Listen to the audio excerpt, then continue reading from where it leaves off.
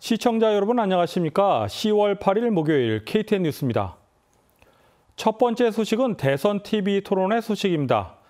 대선 토론위원회는 트럼프와 바이든 대선 후보의 2차 TV 토론회를 화상으로 치를 것이라고 밝혔습니다. 플로리다주 마이애미에 위치한 토론장에는 사회자와 관중만 참석할 예정이며 두 후보는 각기 다른 장소에서 화상으로 참여하는 방식입니다.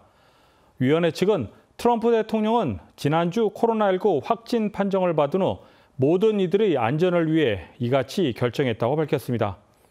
이에 대해 바이든 후보는 화상 토론회에 동의한다고 밝혔습니다. 반면 트럼프 대통령은 불참 의사를 나타냈습니다.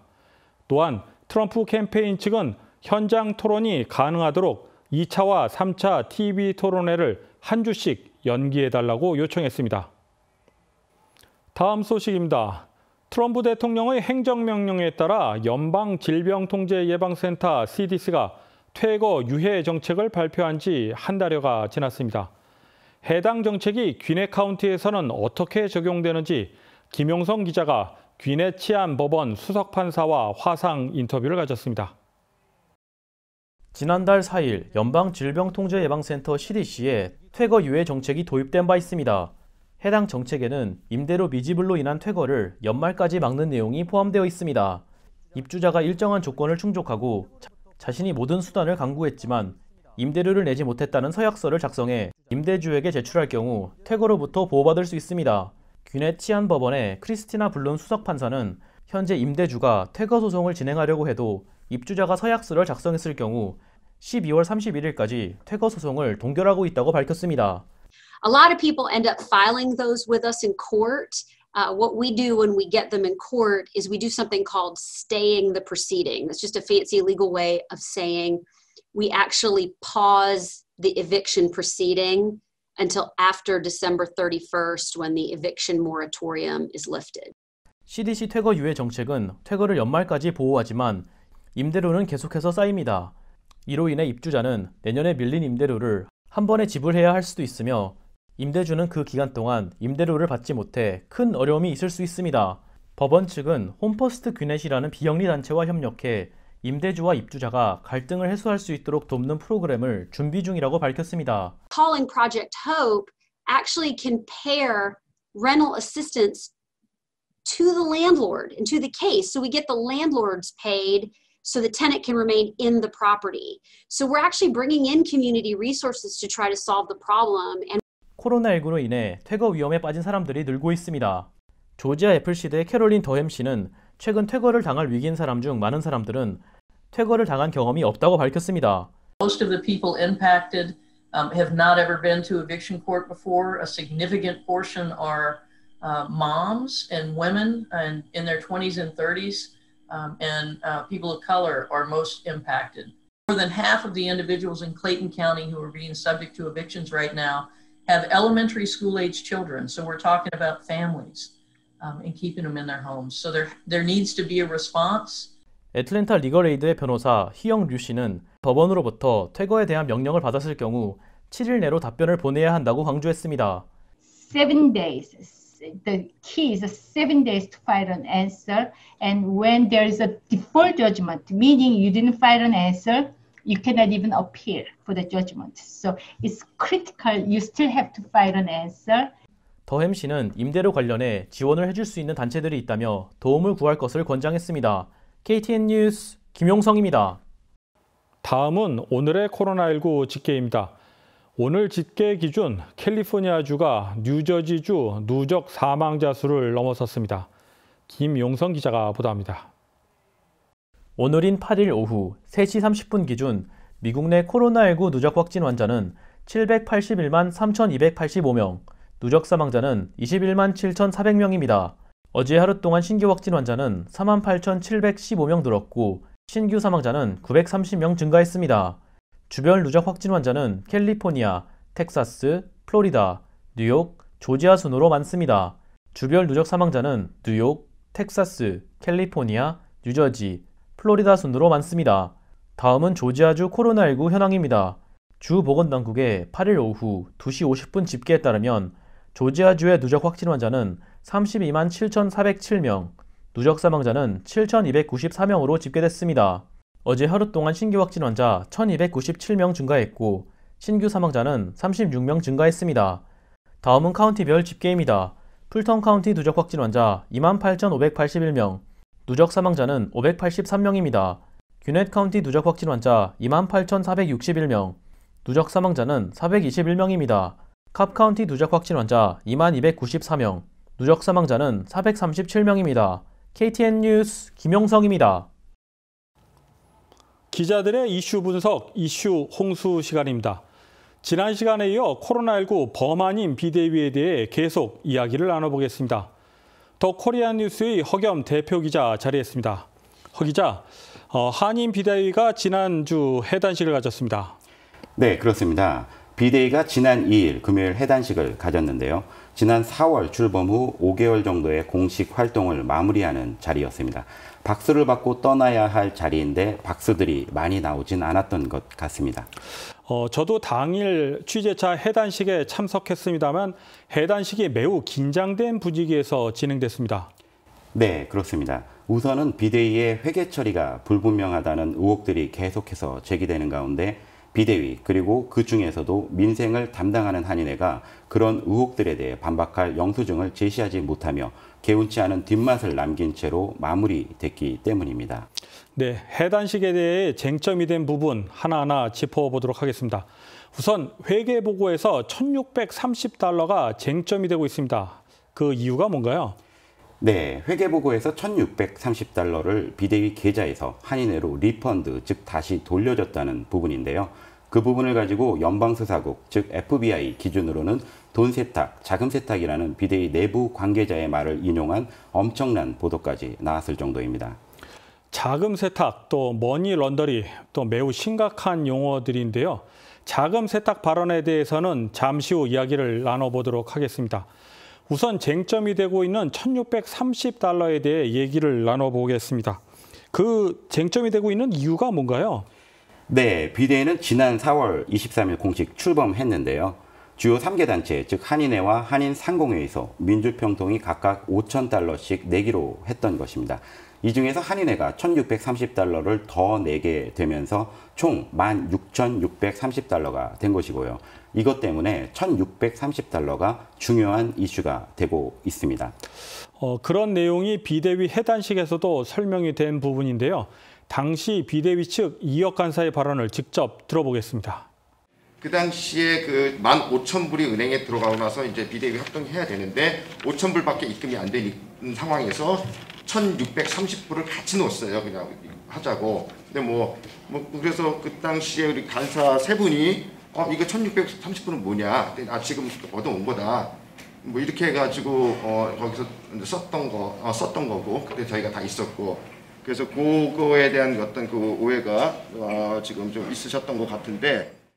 이혁 간사의 발언에 대해서 좀 부연 설명을 좀 해주세요. 네, 비대위 구성 세 단체에서 각각 5,000달러씩 내기로 했었는데요. 한인회 측이 5,000달러 플러스 1,630달러를 더 냈다는 뜻입니다. 그런데 왜 1,630달러에 대해서 문제를 제기하고 있는 겁니까? 그 부분을 이해하시려면 비대위 통장 개설 시기가 중요한데요. 비대위가 결성 당시에 만든 정관에 따르면 7조 1항에 4월 21일 오전 11시 이전에 모인 돈은 비대위와 상관없다는 조항이 있습니다. 즉, 그 단체가 가져도 된다는 것인데요. 또한 7조 3항에 따르면 비대위가 공동 모금 활동을 시작하는 시점은 4월 23일 오후 4시입니다. 둘 사이에는 이틀 48시간 더하기 5시간이니까요. 53시간의 차이가 있습니다. 이 53시간 사이에 들어온 기부금은 누가 가져다 써야 하는지 비대위 정관이 규정하고 있지 않는데요. 오전 11시를 시작 시점으로 했던 이유도 이날 아침 일찍 통장을 개설할 것으로 생각했기 때문이라고 합니다. 하지만 비대위 임원들 간의 약속 문제로 점심때쯤에 공동 계좌를 개설하게 됐는데요. 이 사이 즉 4월 21일 오전 11시를 조금 넘겨서 점심 무렵에 몇몇 단체들이 돈을 한인회에 기부한 것입니다. 정리를 하면 이제 3개 단체가 5,000달러씩 내기로 했는데 한인회가 1,630달러를 더 내서 그것을 돌려줬다. 그런 얘기네요. 네, 알고 보면 굉장히 간단한 문제인데요. 정관 규정에도 없다 보니 비대위 위원장 3인과 간사들이 협의해서 이건 한인회 쪽으로 들어온 것으로 봐야 된다며 돈을 돌려주기로 결정했고 비대위가 제1호 체크로 끄는 것이 1,630달러입니다. 다시 말해서 처음부터 돈 관계를 정리하고 시작한 것이죠. 한인회 또는 한인회장이 임의로 몰래 아무도 모르게 1,630달러를 빼돌린 게 아닌 것입니다. 하지만 이날 회의에 오지 않아 이런 사정을 몰랐던 비대위 관계자가 뒤늦게 지난달 말이죠. 9월 24일 회의에서 FBI 기준으로는 돈 세탁이다라고 무책임한 발언을 했고 이 때문에 그날 고성이 오갔다고 합니다. 그런데 그 자리에 있던 인터넷 신문 기자가 취재한다는 목적을 명확하게 사전에 밝히거나 참석한 비대위 모든 임원들의 동의를 얻지 않은 상태에서 오가는 내용들을 듣고 기사로 다룬 것이죠. 해당 발언을 한 비대위 관계자가 해단식에서도 관련 발언을 했는데 영상을 보고 계속 이야기 나눠보겠습니다. 임원들끼리 이런 거는 FBI가 보면 돈 세탁이다. 법적으로. 실질적으로 아까 얘기했잖아요. 1680불인가 들어왔다가 나가서 다시 그 집으로 들어간 거는 FBI 관점에서 볼 때 돈 세탁이다 이렇게 얘기했습니다. 됐습니까? 당시 해단식에서 회계 보고를 한 이건태 간사도 관련 보도에 대해 의의를 제기했습니다. 그 영상을 보고 나머지 이야기를 나눠보도록 하겠습니다. 단체장, 세계 단체장에서 5,000불씩 하기로 했어요. 근데 김인철 회장님께서 굉장히 의욕이 높으셔가지고 한인회로 들어온 것까지 1,630불을 입금을 했습니다. 1,630불을. 근데 그 기자님, 돈 세탁 의미가 뭐죠? 제가 얘기가 아니라 거기서 나온 얘기예요. 근데 어떻게 쓴 거죠? 거기서 나온 얘기라고요. 그러면 나온 이야기를 쓴 것하고 기사화한 것하고는 다르죠.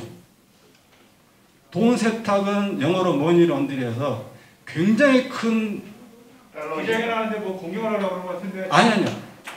공격을 얘기한 거고요.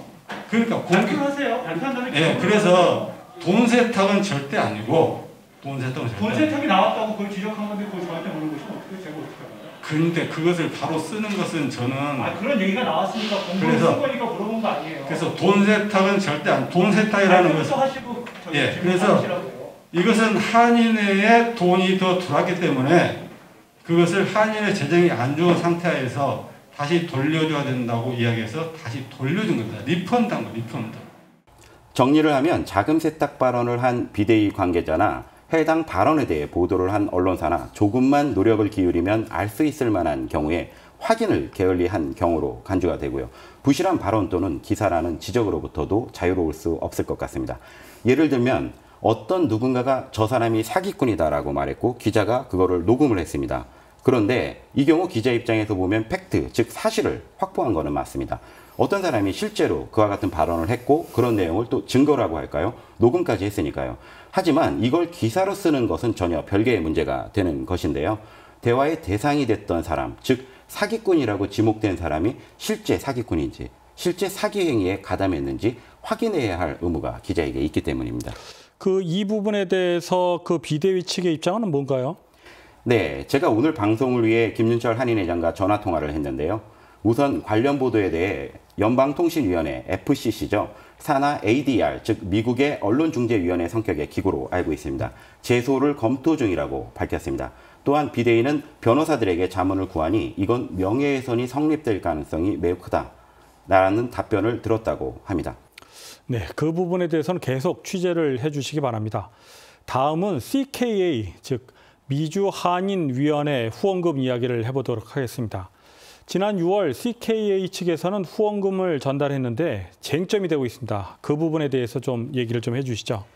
네, CKA는 애틀란타에 있는 조직이 아닙니다. 미주 전체를 대표하는 기구고요. 그래서 애틀란타를 대표하는 CKA에서 애틀란타를 대표하는 분들이 지난 6월 23일 한인회관을 찾아 명확하게 한인회에 기부한다는 의사를 전한 사실이 있었습니다. 그런데 당시 후원금을 비대위에 전달하지 않았다며 이를 문제로 삼고 있는 것이죠. 당시 CKA 관계자들은 후원금 전달 후 기자회견에서 다시 한번 그 부분을 명확하게 강조했습니다. 그러면 CK 관계자들이 기자회견에서 한 발언을 또 직접 듣고 얘기 계속 나누겠습니다. 이번에 25,000부를 아틀란타 한인회를 통해 가지고 아틀란타 지역의 그 어려운 사람들을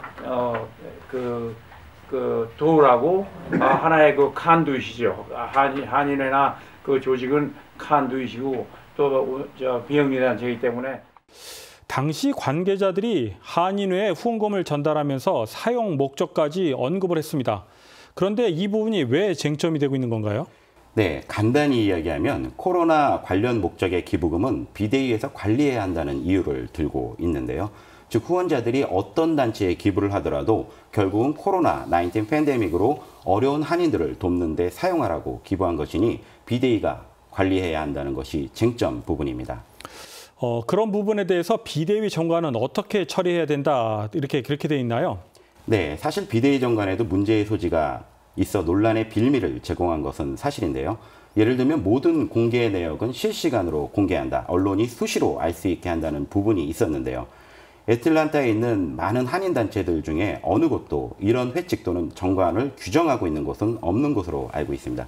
이건 한인회 또는 비대위가 투명하지 않다는 선입견이 정관을 만드는 과정에 개입된 게 아닌가 생각이 들 정도였는데요. 물론 정관은 한인회 쪽에서 만든 것도 아니었습니다. 김윤철 한인회장으로선 정관을 둘러싼 논란 속에서 한인회장 선거소송을 겪으며 올해 1월부터 임기를 시작했기 때문에 비대위 정관 논란을 피하기 위해 해당 정관을 그대로 받아들인 것이 아닌가 추정해 보게 되는데요. 하지만 영상에서 보신 것처럼 기부자가 명확하게 한인회에 주기로 한 것이라면 비대위가 결성되기 전부터 한인회가 추진해왔던 코로나로 인한 소외계층 지원 사업에 사용하기 위해 한인회가 확보할 수 있고요. 이 경우 도덕적으로나 윤리적으로 비난할 거리가 못 된다는 시각이 많습니다. 정리를 하면 이제 후원자의 목적에 따라 후원금을 받은 기관이 또 올바르게 집행하면 되겠습니다. 네, 맞습니다. 한인회는 CKA로부터 받은 25,000달러를 비대위를 통해 집행했는데요. 비대위는 CKA로부터 받은 기부금 중 500달러씩 30명에게 수표로 전달하는 15,000달러를 8월 20일에 발송했습니다. 그 외에 나머지 1만 달러는 식료품을 구입해 4차례에 걸쳐 구호품으로 나눠주기로 했고요. 이 1만 달러를 마지막으로 집행한 날이 9월 26일 토요일입니다. 구입한 품목 중에는 어느 한인 유통마트로부터 된장 품목이 누락됐다는 요청을 받고 10월 2일 날짜로 지불을 다시 하기도 했습니다. 네, 다음은 그 주중광 박사 부부의 1만 달러 얘기를 좀 해보겠습니다. 2분기, 3분기 이사회에서 보고가 누락됐다 이런 얘기가 나오고 있습니다. 네, 지난주 해단식에서 김윤철 한인회장이 허위 보도라고 지적했던 것처럼 이미 6월 30일 한인회관에서 열린 2분기 이사회에 보고가 됐습니다. 당시 재무 보고에 코로나 후원금 집행 내역은 별도의 집행 항목으로 표기해서 18,830달러 96센트가 집행된 것으로 보고됐고요. 더 코리아 뉴스도 그때 나눠준 자료를 바탕으로 이 숫자를 기사로 다룬 적이 있습니다. 3분기는 CKA, 즉 미주 한인위원회 기부금 25,000달러가 사용된 기간인데요. 최근까지 진행됐으니 지난달, 즉 9월 15일 열린 3분기 이사회에서 다뤄질 수 없었는데도 마치 한인회 집행부가 의도적으로 이사회에 누락시킨 것처럼 오해받게끔 보도가 나간 매체들이 있어 논란이 되고 있는 것입니다. 자, 일각에서는 그 비대위 팬데믹 기간 중에 후원 대상을 독거 노인층에 치중한 것 아니냐 그런 목소리도 나오고 있습니다. 이 부분에 대해서 그 김윤철 한인 회장은 어떤 입장입니까? 네, 저도 취재를 하면서 왜 독거 노인에 치중됐느냐는 이야기를 많이 들었는데요. 이와 관련해서 김윤철 한인 회장은 비대위가 만들어졌다고 기존에 하던 불우이웃 돕기를 안 할 수 없다는 입장을 나타냈습니다. 예를 들어 10군데 정부 노인 아파트 중 한 곳을 어제 다녀왔는데 비대위가 생겼다고 나머지 노인 아파트에 안 갈 수 없다는 그런 입장입니다. 실제 정부 노인 아파트는 정부가 정한 일정 기준 이하 인컴을 받는 메디케이드 대상 시니어는 수입의 30%, 즉 800달러를 번다면 240달러를 내고 그 아파트에서 생활하실 수 있는 형편입니다. 예를 들어 한인분들이 많이 계신 제2아파트는 5단지가 있는데요. 단 한 단지에 250가구가 거주합니다. 이 중 메디케이드 대상 가구는 50곳이고요. 그래서 쌀 등의 구호품을 나눠줄 때 메디케이드 카드를 확인하는 겁니다. 나머지 200가구에 사는 시니어분들은 수입이 있어 렌트비를 1,200달러 또는 1,100달러 정도를 내시는데요. 240달러를 내는 분들은 이분들과 비교했을 때 분명히 생활이 어려우신 게 맞습니다. 이번에 한인회와 비대위 구호 대상자 비율을 보면 독거노인이 절반, 나머지 싱글맘, 싱글데디, 서류미비자, 유학생 등이 차지합니다. 모두 어려운 분들이어도 싱글맘, 싱글데디는 저희들이 언뜻 떠오를 때 몸이 불편하다는 전제가 안 나오죠. 하지만 월 240달러의 렌트비를 내는 독거노인은 거동이 불편할 확률이 매우 높습니다. 이 때문에 귀넷 카운티 정부도 첫 번째 구호 대상자로 시니어를 언급하는 것이고요. CKA도 사실은 어려운 노인들을 돕는 데 더 신경 써달라고 당부했을 정도입니다. 결국 독거노인 돕기는 정책적인 판단 또는 우선순위에 대한 가치 판단의 문제인 것이어서 건의의 대상이지 비판 또는 비난의 대상이 아닙니다. 네, 그러면 오늘 이야기를 좀 정리해 보겠습니다. 지난주 비대위가 해단식을 가지면서 활동을 마무리 지었습니다. 이제 앞으로 남은 과제가 어떤 것이 있을지 좀 얘기해 주시죠. 네, 오늘 내용을 보시면 회계의 문제라거나 법적 책임의 문제가 아니라 정책적인 판단, 가치 판단의 문제인 게 사실 진실에 가깝습니다. 이런 상황에서 조금이라도 도움을 드리겠다고 자신의 시간과 비용을 써가며 봉사하셨던 게 사실이고요. 그런 비대위가 지난주 해단식을 가졌는데 안타깝게도 많은 박수가 나오지 않았습니다. 이 자리를 빌려서 그동안 비대위 관계자분들 그리고 자신의 시간과 비용을 활용하면서까지 봉사하신 자원봉사자 모든 분들 애쓰셨다고 고생하셨다고 대신 말씀드리고 싶습니다. 코로나는 아직 끝나지 않았습니다. 코로나와 같은 사태가 다시는 생겨서는 안 되겠지만 이번 비대위 활동은 앞으로 만일에 있을지 모를 예측하지 못한 천재지변이나 위기 사태 때 또 한 번 한인사회의 이웃을 돌아보는 방법이나 위기 대응 또는 위기 관리 시스템의 노하우를 축적하는 작은 발전의 계기가 될 것으로 개인적으로 생각합니다. 기자들의 이슈 분석, 이슈 홍수 두 번째 시간, 오늘은 여기까지 하겠습니다. 허 기자, 수고하셨습니다. 이상으로 10월 8일 KTN 뉴스를 모두 마칩니다. 시청해주신 여러분 고맙습니다.